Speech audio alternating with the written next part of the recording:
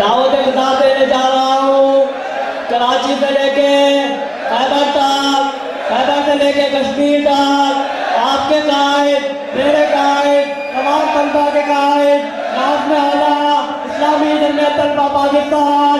پیادہ زبیر صدر کو دعائیں اور طلبہ و طالبات سے مخاطب ہوں، کھڑے ہو کر بھرپور نعروں سے استقبال کیجیے۔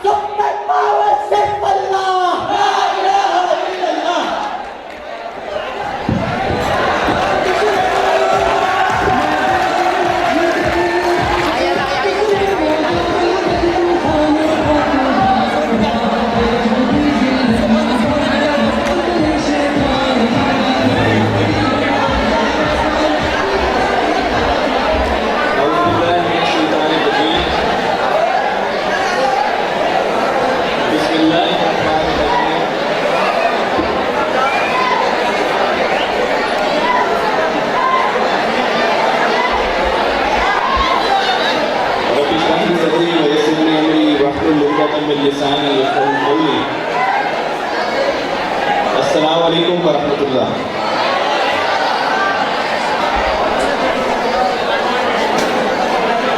میں بہت دور سے آپ لوگوں سے بات کرنے کے لیے آیا ہوں، اس لیے میں یہ خواہش رکھوں گا کہ یہ جو طلبہ یہاں پر میری بات خاموشی سے سنیں اور حیدرآباد کے باشعور شہری ہونے کا ثبوت دیں، تاکہ پتہ چل سکے کہ اگر آپ کو ایک بات کوئی سمجھا دیتا ہے تو وہ آپ کو سمجھ میں آ جاتی ہے۔ میرا خیال ہے کہ آپ کو یہ بات سمجھ آ گئی ہوگی کہ خاموشی سے بات سننی ہے، کیونکہ میں ابھی تھوڑی دیر پہلے آپ کا جو پڑوسی ضلع ہے کھٹھا، وہاں سے میں ہو کر آ رہا ہوں، لیکن وہاں کے طلبہ تو بہت زیادہ خاموشی سے بات سن رہے تھے، تو آپ تو ان سے زیادہ پڑھے لکھے شہر سے تعلق رکھنے والے ہیں، اسے خاموشی سے بات سنیں۔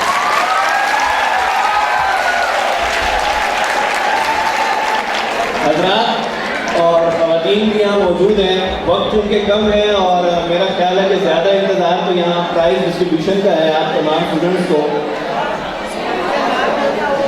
میں آپ کے سامنے ایک میسج لے کر آیا ہوں، اس میسج کو انشاءاللہ پیش کریں گے، دین آپ کو پرائز ڈسٹریبیوشن بھی یہاں پر ہوگی۔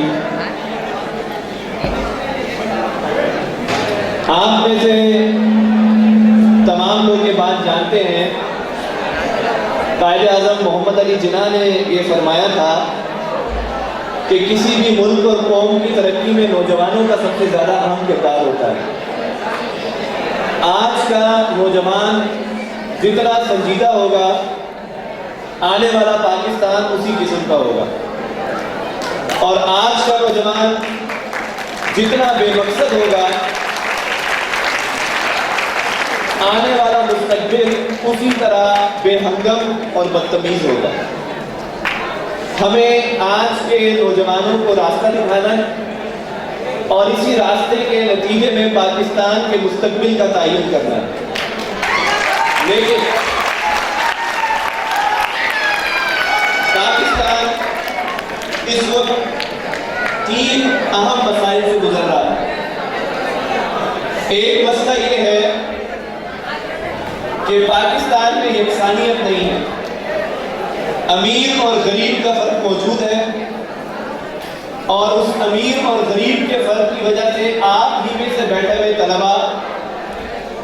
ایک کالج کے اسٹوڈنٹ نیلے رنگ کی یونیفارم پہنتے ہیں، ایک کالج کے اسٹوڈنٹ وائٹ کلر کی یونیفارم پہنتے ہیں، ایک کالج کے اسٹوڈنٹ گرے کلر کی یونیفارم پہنتے ہیں، اور بتایا یہ جاتا ہے کہ اگر اس کلر کی یونیفارم افورڈ کر سکتے ہو چند ہزار روپے دے کے تو اس کالج میں چلے جاؤ، اور اگر تم زیادہ پیسے دے سکتے ہو تو تمہیں یہ والا یونیفارم ملے گا، تم اس یونیورسٹی کے اندر چلے جاؤ، اور اگر تم غریب ہو تو شلوار قمیض پہن کے ٹاٹ کے اسکول میں بیٹھ جاؤ۔ یہ ہے آج کا وہ پاکستان جس نے ہمیں ڈیوائیڈ کر دیا ہے امیر اور غریب کے فرق میں۔ اور یہاں تمام بیٹھے ہوئے اسٹوڈنٹس کے حوالے سے میں دعوے سے یہ بات کہہ سکتا ہوں کہ آپ بھی اسی اسکول اور اسی کالج اور اسی یونیورسٹی سسٹم کا شکار ہیں جس میں کسی بندے کی، کسی انسانیت کی، کسی قسم کی کوئی تمیز نظر نہیں آتی ہے، کیونکہ پیسے کی بنیاد پر پاکستان کو جو ہے تقسیم کر دیا ہے۔ یہ پاکستان کا ایک مسئلہ تھا۔ پاکستان کا دوسرا بنیادی مسئلہ یہ ہے کہ پاکستان میں آپ کو شیعہ نظر آئے گا، سنی نظر آئے گا، بریلوی نظر آئے گا، وہابی نظر آئے گا، سلفی نظر آئے گا، دیوبندی نظر آئے گا، لیکن اس پاکستان کے اندر اگر آپ کو کوئی نظر نہیں آتا تو مسلمان نظر نہیں آتا۔ اور آج پاکستان اس فرقہ واریت کی وجہ سے اس قدر تعصب کا شکار ہو چکا ہے کہ لوگ اسلام کی بات کرنے کے لیے تیار نہیں ہیں، اپنے مسلک کی بات کرنے کے لیے تیار ہیں۔ اس لیے آپ اسٹوڈنٹس کا یہ کام ہے کہ اسلام کو پرموٹ کریں، فرقے کو پرموٹ نہ کریں۔ اس سے کسی نے بہت اچھی بات کہی تھی کہ اپنے مسلک کو نہ چھوڑو اور کسی دوسرے کے مسلک کو نہ چھیڑو۔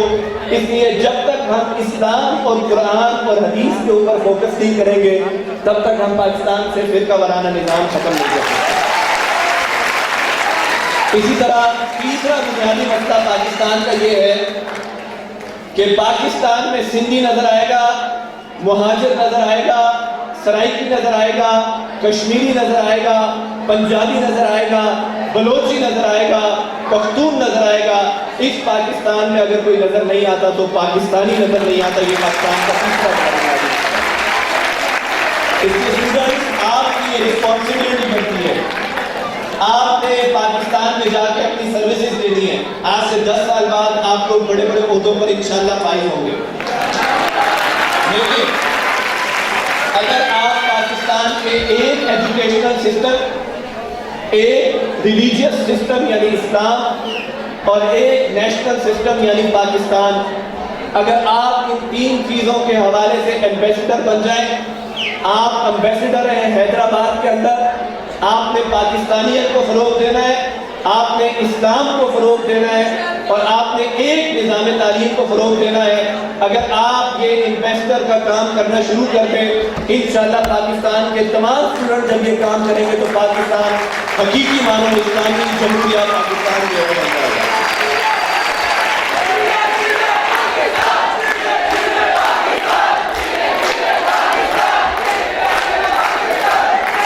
اب میں آپ کے سامنے ایک المیہ پیش کرتا ہوں۔ یہ پاکستان کی بیسک پرابلمز ہیں، ان کو آپ نے ریزالو کرنا ہے، لیکن آج پاکستان کا اسٹوڈنٹ سب سے زیادہ افیکٹڈ بائی میڈیا ہے۔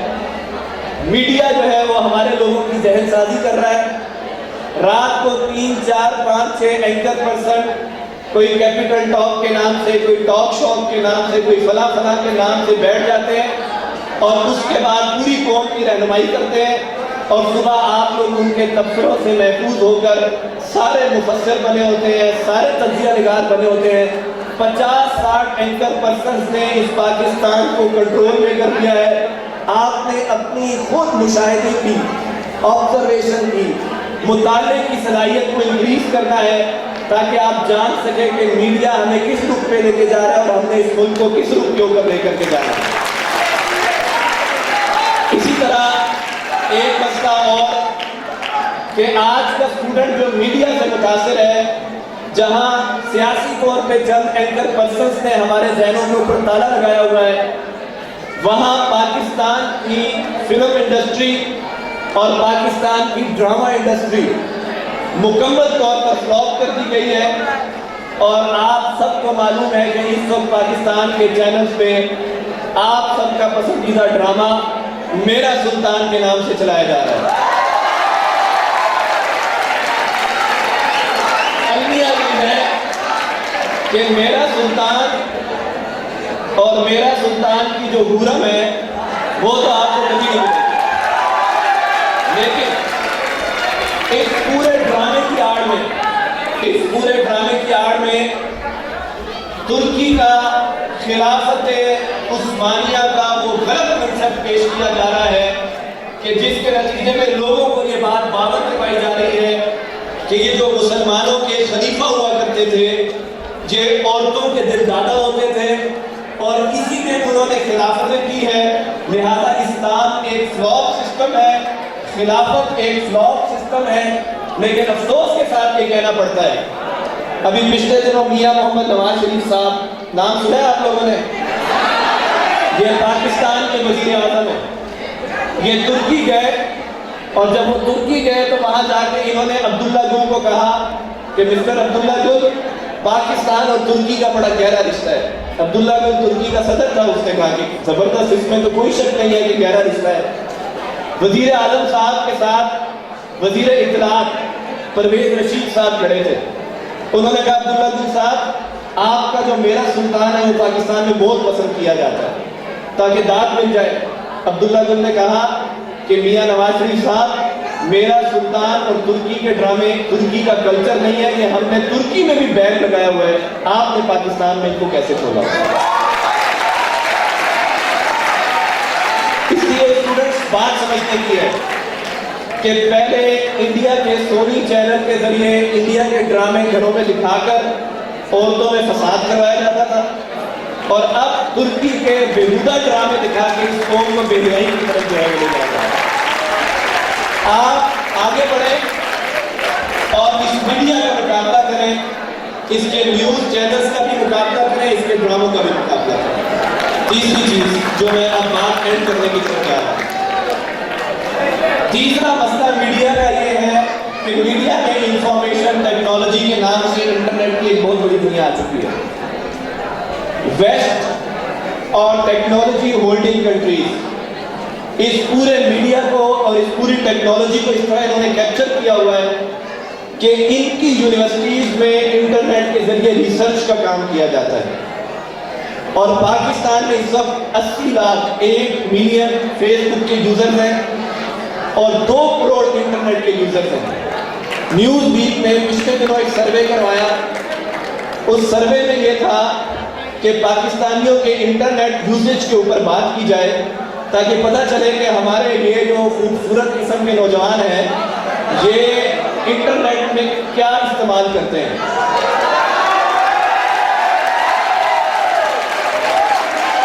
یہ تو آپ کو خود ہی بتاتے ہیں کہ آپ کیا استعمال کرتے ہیں۔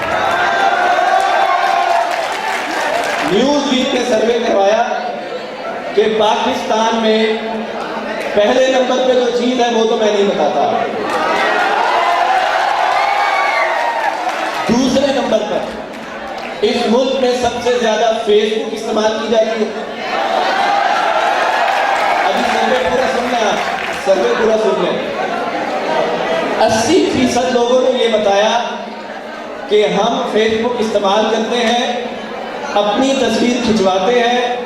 فیس بک پہ اپلوڈ کرتے ہیں، اور پھر اپنے دوستوں کو ٹیکسٹ کر کے کہتے ہیں کہ میری تصویر پہ کمنٹ کر دیں۔ That is the total usage of technology in Pakistan۔ ہمیں بنیادی طور پر ایک ڈاؤن لوڈنگ قوم بنایا ہے، ہم نے کلچر ڈاؤن لوڈ کیا ہے، ہم نے لینگویج ڈاؤن لوڈ کی ہے، ہم نے لباس ڈاؤن لوڈ کیا ہے، ہم صرف ایک ہی چیز اپلوڈ کر سکتے ہیں، وہ ہے اپنی تصویریں کھنچوا کر فیس بک پہ اپلوڈ کرنے کا۔ اس لیے میرے عزیز اسٹوڈنٹس، جو بات انڈرسٹینڈ کرنے کی ہے وہ یہ ہے کہ اگر پاکستان بدلنا ہے تو آپ کو اس میڈیا کے اس نیگیٹو امپریشن سے باہر نکلنا ہے اور اپنی خود ایک سائیکی ڈیزائن کرنی ہے کس طرح اس ملک کو ٹیکنالوجی دینی ہے، کس طرح اس کی انفارمیشن ٹیکنالوجی کا بیسٹ استعمال کرنا ہے، اور کس طرح میڈیا کے ذریعے پاکستان کا پرچم اس دنیا کے اندر بلند کرنا ہے۔ میں یہ سمجھتا ہوں کہ آپ اسٹوڈنٹ پاکستان کا روشن مستقبل ہے، اور اسلامی جمعیت طلبہ اسی روشن مستقبل کو ڈائریکشن دینے کے لیے اس ٹیلنٹ کو یہاں پر اسی لیے جمع کیا ہے کہ اس کو یہ بات بتائی جا سکے کہ آپ کا مسئلہ سندھی، پنجابی اور بلوچی، شیعہ، سنی اور بریلوی نہیں ہے۔ آپ کا مسئلہ فیس بک کے اوپر تصویریں اپلوڈ کرنا نہیں ہے۔ آپ کا مسئلہ اپنی ریئلٹی کو ہم بھول چکے ہیں، ہمیں اس ریئلٹی کی طرف بڑھنا ہے، اور وہ ریئلٹی ہے پاکستان، اور وہ ریئلٹی ہے اسلام، کیونکہ اسلام ہمارا مذہب ہے، اسلام ہمارا مذہب ہے اور پاکستان ہمارا وطن ہے۔ ہم انہی دو چیزوں سے محبت کر سکتے ہیں اور انہی سے ہمیں محبت کرنی چاہیے۔ اور میں یہ سمجھتا ہوں کہ جمعیت نے، حیدرآباد کی جمعیت نے یہ اتنا خوبصورت رنگا رنگ پروگرام جو منعقد کیا، یہ بھی اس بات کا ثبوت ہے کہ آج کے اس دور میں انٹرٹینمنٹ اور اکیڈمکس ان کو اس طرح جوڑا جا سکتا ہے جس کے نتیجے میں طلبہ کو مثبت سرگرمیاں مل سکے۔ میں ایک بار پھر تمام منتظمین کا ان کو مبارکباد پیش کرتا ہوں، اور آج جو یہاں پرائز ہولڈر اسٹوڈنٹس ہیں ان کو بھی مبارکباد پیش کرتا ہوں کہ آپ نے ایجوکیشن فار ڈیولپمنٹ کا جو ایک پروجیکٹ جمعیت نے سٹارٹ کیا ہے تعمیر تعلیم سے، اس میں آپ نے ہمارا ساتھ دیا۔ اسی کو پبلک میں عام کیجئے اور پاکستان کا نام اس دنیا میں بلند کیجئے۔ پاکستان زندہ باد، اسلام پائندہ باد۔